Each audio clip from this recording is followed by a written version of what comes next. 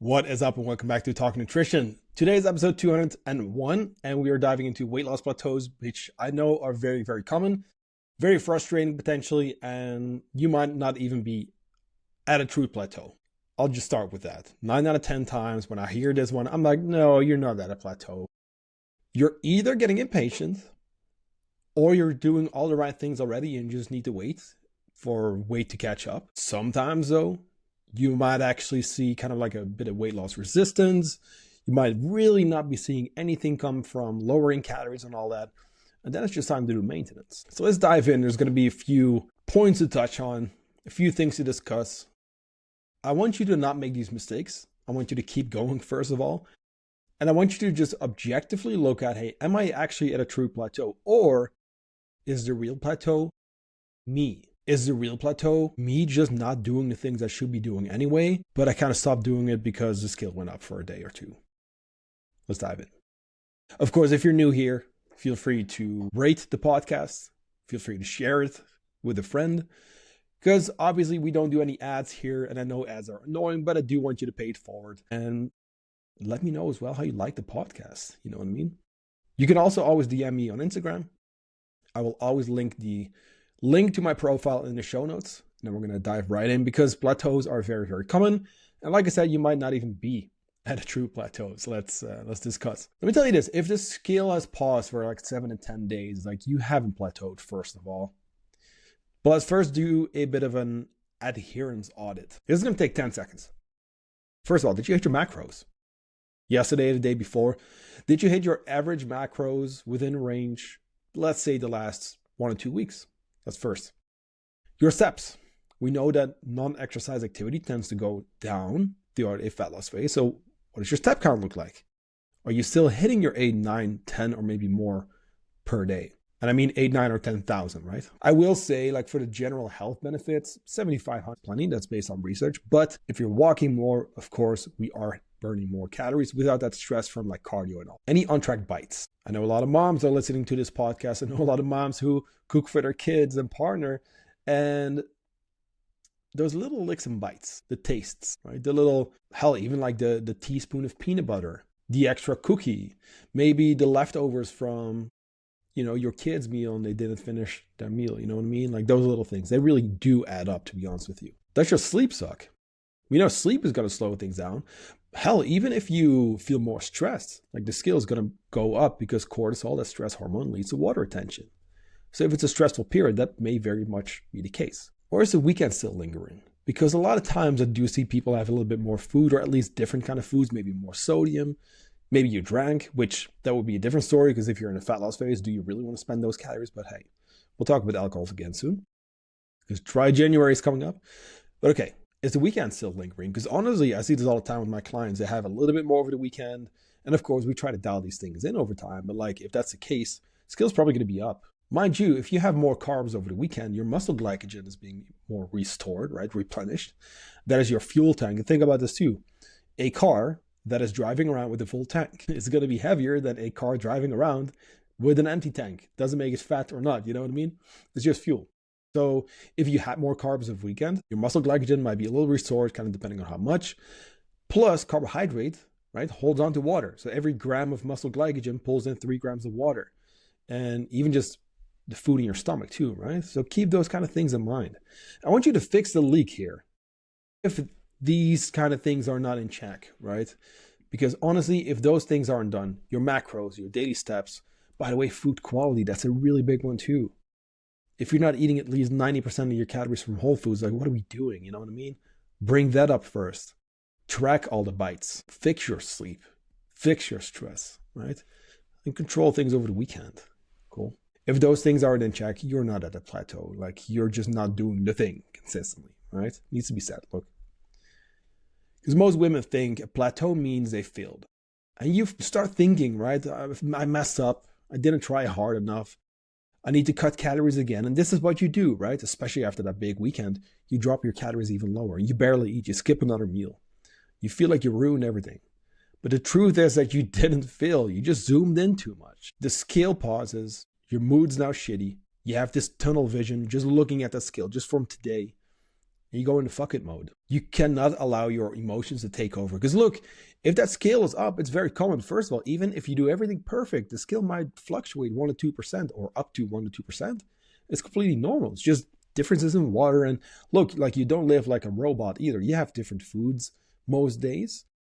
You might be a little up and down with your salt intake, your water intake. Like these are all massive factors. Hell, your menstrual cycle. Like I don't even want you to compare day to day or even week to week in that case if you have a natural cycle. Because we know that with those hormones fluctuating, there's going to be some changes. Compare week 1 to week 1. And I talk about your average here, right? Average weight of week 1 compared to last month's cycle, week 1. Week 2 to week 2. Week 3 to week 3. Week 4 to week 4. We notice fluctuations there too, right? Even in your metabolism. Your body isn't really stalling, you know what I mean? Like your expectations might just be unrealistic. Fat loss is literally never linear. Fat loss isn't. Maintenance isn't. Muscle gain isn't. Reverse diets aren't. All these phases come with fluctuation. This is a human thing. You're not a robot. You know, we're all going to have these. My scale was up by a full kilo this morning. I don't freak out. I know I'm a coach, but look, like I also still am a human, you know? So like I still go through things just like you. I'm a coach, but like it doesn't make me any better. You know what I mean? Doesn't make me an exception. Like we're all human. And in my case, I'm like, okay, so the scale was up by a kilo. Let me reflect on yesterday. Actually, you know what? I had a little bit more in the evening. I was a bit late actually eating, so I ate later and I had more food as well because I was a little bit behind. I had a really busy day. And this is also to show you I'm not perfect either, you know what I mean? I know exactly what I should be doing, but look, like we all have these kind of things, you know? But okay, so if you're hitting these basics, the macros, the whole foods, the steps, like progress is going to happen. It is. And the scale might just not be the first place it shows up, you know what I mean? So there's a few things though, like here's the thing. There's a few things that will really derail your progress. And you might even forget about like the little bites that I talked about earlier, right? Thinking, oh, it's just one handful of nuts. Look, it's still a fat source. It still has a lot of calories. Your steps being down. I'm kind of recapping the things that I just mentioned because look, we have to discuss these things first. We have to look at your daily actions first before even thinking like, hey, this is a plateau. Like, no, like most of the time it's not, you know what I mean? Couple nights of bad sleep, stress, all of these things really start to add up. So I can't state this enough. Like we have to look at those things first because most women don't plateau during the week. They plateau because they kind of allow a day to turn into a week, into 2 weeks, right? But here's another big one too, the weekends, right? So let's now dive into weekends. You're not weak if you overeat over the weekend. You're not undisciplined. You're exhausted and you're overwhelmed. You just ran around all week taking care of the kids. You're skipping breakfast. Lunch is maybe another coffee or a protein bar or maybe a cracker with jam. You're not eating real meals. Your tank is absolutely drained, like you're running on fumes, basically, on caffeine. And that weekend becomes your release valve, right? And even just one weekend day of, let's say, 3,000 to 4,000 calories is going to erase all the hard work you do, especially if you have 2 high days for the week or the weekend. And that becomes this cycle of you try really hard during the week. You try really hard. You really do your best. Like here, I got to give it to you. Like you're trying, you know what I mean? You're trying. I know that. But look, like if you're running on empty, you're running around stressed because you have the kids to take care of, the chores and your full-time job and everything else. You're still trying to get to the gym as well. And you might do it fasted even, right? All these things, like you push yourself so hard during the week and then it just backfires over the weekend. It only makes sense that you overeat sometimes, you know what I mean? I see this all the time with the ketos, the low carbs, with people trying their best to really go hard on that fat loss. But like I said, it usually backfires. So let's keep focusing on the basics. Because when I talk about your daily steps, when I talk about the whole foods and your macros, these are all things that should also go into the weekend, of course. But here's the thing, right? If you always undereat, it's just a matter of time. Like it's going to backfire. Like eating so little throughout the day or even week, right? It's not going to last. No matter how motivated you feel, no matter how disciplined you are, you got to keep a basic meal structure in. Like I said, if the scale's up over the weekend, by the way, I just had a client come back from vacation 2 kilos heavier. I told him, look, dude, don't worry about it. Go back to your usual plan, see what happens. Within 2 days, the scale dropped again by 2 full kilos. It was just water weight. So even if you do overeat over the weekend, don't stress. If that scale's up by multiple kilos, it's going to go down. If you eat normal for the next few days, it's going to go down again. But look, like, keep your filling meals in during the week. Don't think that starving yourself is going to do it for fat loss. Like, it's not, you know what I mean? You need fuel throughout the day, even in a deficit, right? Even when you're dieting, you're going to keep your 3 meal anchors and maybe like one snack, let's say between lunch and dinner, or maybe after dinner, kind of depending on your preferences. You're going to keep protein in every single meal, 30, 40 grams. You're going to keep fiber high, 20, 30 plus grams, depending on your calories. You want to have at least 15 grams of fiber per 1,000 calories, by the way. So that means that if you are eating, let's say 1,600 calories, I'm going to just calculate this really quick for you. 1,600, and then we have 15 grams per 1,000 calories. Yeah, that's just about 24 grams of fiber. You know, like you got to hit these basics. And of course, your steps and your training is mostly like muscle maintenance, right? It's not fat loss, but keep doing these things. But the most important thing for a calorie deficit, a fat loss phase, is trying to get away with as much food as possible. Drop your fats to a minimum. That's probably going to be around 50 grams if you're female.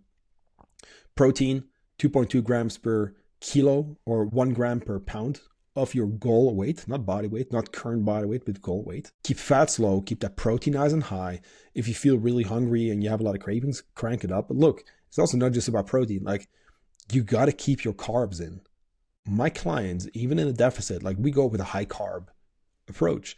Now, mind you, of course, calories are going to go down at some point, and we're going to have to tweak things, and carbs are also going to go down at some point, because I'm not going to lower your fats below what you need for hormonal health. We're not going to drop protein. That needs to stay in. If anything, it needs to go higher in the fat loss phase. So the carbs are going to have to go down at some point. But like, we're trying to get away with as much as possible, which goes against what you thought, right? Because you always think, low carb. But the real plateau is you just slowing down before progress does. The moment the scale doesn't reward you, you get more strict, you tighten the screws. Then you burn out, then you start slipping again, you judge yourself, you give up. That's when progress truly stalls. That is a true plateau. The plateau usually has nothing to do with your metabolism, hormones, or anything else, usually. And everything with your adherence to the plan. Because a few slow days on the scale really don't mean that you get stuck. And here's the secret, or not secret, but here's the truth of what my clients who lose 10 to 20% or more do. Because they see that scale go up and they also have the feelings, but they don't panic when the scale pauses. They just keep stacking those basics long enough. They stick with it. I send my clients this type of feedback every single week. No changes to your macros, keep going. No changes to your macros, keep going. I had one client who was most definitely in a deficit. He was tracking accurately. I had to ask him twice. Are you tracking? Yes. Are you weighing everything? Yes. Are you eating mostly whole foods? Yes. Are you hitting your steps? Yes. I told him, no changes, keep going. Stay patient. Fat loss rewards patience, not panic. He kept going another week. Week 2 went by, no scale drop. Week 3 went by, nothing changed. And I told him, dude, you have to be in a deficit. Like, there's no way you are not in a deficit right now. You're doing everything right. Stick with it. I can promise you this, like, it's going to catch up. And after 3 weeks of no scale changes on average even, his weight began to drop. 1 kilo, 1.5 kilos, another kilo, another kilo. He had the same targets after that for 7 weeks. You see, patience is key here. And I know you don't want to hear it. I know you want to lose a kilo a week. It doesn't always happen that way. Mind you, also look at your measurements, right? Because sometimes the scale's not going to go down, but if your measurements are going to go down or going down, you're losing body fat, right? If you're doing everything right, and it's only been 1 or 2 or even 3 weeks, like, you didn't hit a plateau. You just hit the exact lesson every single one of my successful clients learns. And that's that results always come, but only if you stay consistent long enough to see them. Delayed gratification, that's the key, right? Delayed gratification. We all hate it. We're all human, I know. You want to do something and you want to see the result right away. You want to hit your macros, you want to lose weight that next day, right? You want to train and see that defined look immediately. It doesn't work that way, sorry. The hardest part of this whole health and fitness thing is patience. Sticking with it long enough. Just doing the work, even though you really kind of don't feel like it's, because you don't get that immediate reward on the scale. Makes sense? I hope this gave you a little bit of clarity around plateaus. Now, the exception being, and this needs to be said, I see a lot of women diet way too much. They've been living on low calories. And if you have truly been living on low calories, because that's not always the case, because weekends and everything else and binging, and if you've truly been living on low calories, and I recently talked about my client who came in at 1,000 calories, she couldn't lose weight. If that's truly happening, I'm still not going to call it a plateau. It's just your data. It's the information you need. It's your body telling you, hey, right now we got to go to maintenance. And then we're going to fuel you back up. We're going to nourish the body. And we're going to give the body 2 to 3 months or longer, depending on how long you've been under eating, to catch up. Hormones come back. Menstrual cycle come back. That same client, right, I talked about, she came in at 1,000 calories. She had fertility issues. She had menstrual cycle issues. She had no cycle or super irregular. And that was the case for years. She's had her cycle every single month for the last 3 months. How? Well, we brought calories up. And your menstrual cycle, for example, is a really good proxy for your body being in a good or bad place. You know what I mean? So even then, if you're truly not seeing anything happening, you're living on low calories, it's not a plateau. It's just time to go to maintenance. It's really just information, like I said. It's your sign to stop dieting. Thank you for listening once again. I wanted to keep these ones short. Thanks for tuning in. If you don't follow me on Instagram, please do so. If you want to just ask me a couple questions, hit me up there. You know what I mean? Like, I'm not here to be like, hey, buy my coaching. No, don't. I really care about my followers and anyone who takes time to check out my podcast. And, you know, like, let's chat, right? Whether you're looking for coaching or not, like, I'm happy to help. I have a lot of free downloads, a lot of episodes here too on the podcast that you can go through, you know? So if you are new here, just take a bit of time, like scroll through episodes. We have a lot of great guest episodes too. With that being said, I wish you a great week. I will talk to you very soon again. I'll be heading out to Dallas first week of December. Very much looking forward to that conference with my mentor and her clients. So I'm going to see a lot of my friends again. But of course, I'm going to be making sure there's going to be an episode then as well. So I will talk to you very soon. Thanks for listening.